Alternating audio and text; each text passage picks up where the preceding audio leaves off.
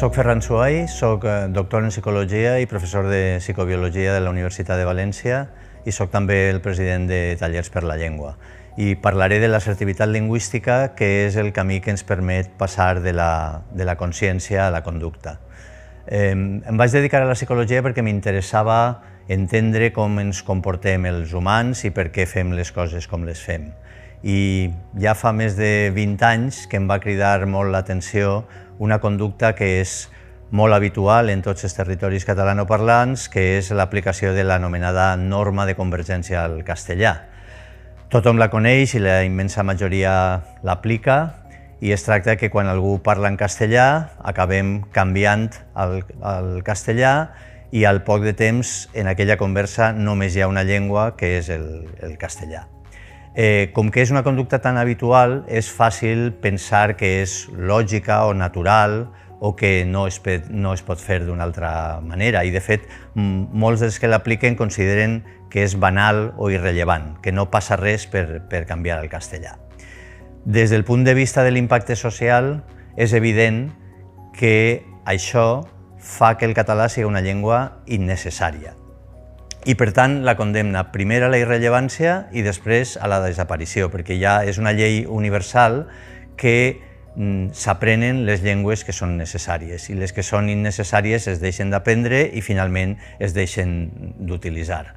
A ningú se li escapa que n'hi ha raons històriques i polítiques que han propiciat que els catalanoparlants actuem d'aquesta manera. Des del punt de vista de la psicologia, aquesta conducta es pot etiquetar com a submissió lingüística, perquè consisteix a subordinar-se sistemàticament a la llengua de l'altre i, com qualsevol altra forma de submissió, implica renunciar als propis objectius per a prioritzar els objectius de l'altre.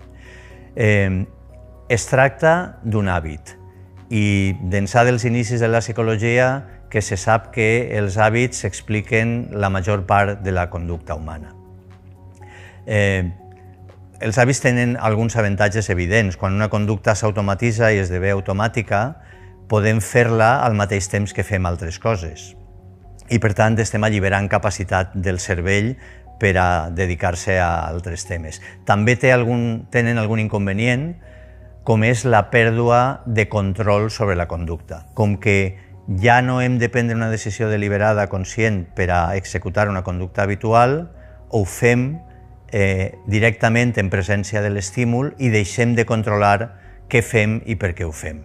De tal manera que la consciència en realitat té molt poc d'impacte en això, perquè una persona canvia al castellà no després d'haver pres la decisió de fer-ho, sinó simplement quan s'ha donat l'estímul, que és una altra persona parlant en castellà. La submissió lingüística, per tant, funciona com un hàbit, és a dir, l'aprenem a través del modelatge, l'aprenem dels nostres pares, mestres, germans grans, amics, etc. L'aprenem també perquè n'experimentem les conseqüències en carn pròpia i l'apliquem cada vegada que apareix l'estímul. Pot sonar molt estrany, però en realitat el que ens passa és que ens sentim incòmodes parlant en català quan l'altre no està parlant en català. Com a forma de resoldre aquesta incomoditat, canviem al castellà, que efectivament, momentàniament resol la incomoditat, però al mateix temps contribueix a fer del català una llengua encara més infreqüent, més anormal, i per tant ens ho fa més difícil, més incòmode a la pròxima. De tal manera que se tanca un cercle viciós de la minorització lingüística.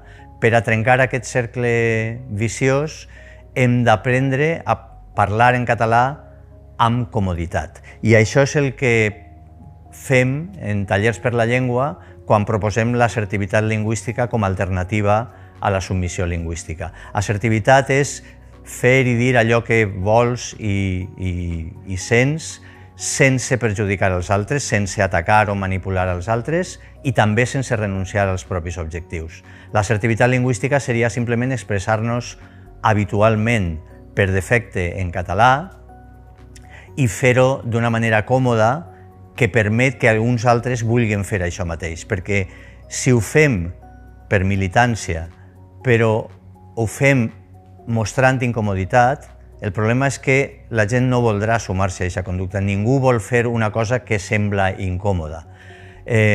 El que fem en Tallers per la Llengua és, a partir de les estratègies, les tècniques i els recursos que deriven de la psicologia, aprenem i practiquem les formes en què en les diverses situacions ens podem mantindre en català amb independència de la llengua que estiga parlant l'altre.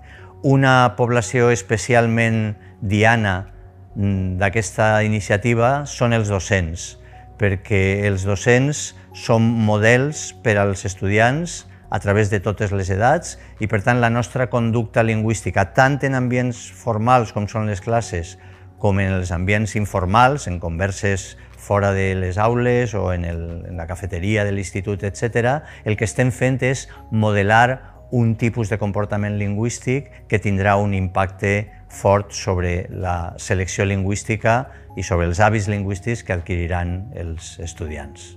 Si volem fer del català una llengua visible i normal que recupere tots els territoris que té una llengua normalitzada, hem de començar per modificar els nostres hàbits lingüístics en la direcció de l'assertivitat lingüística.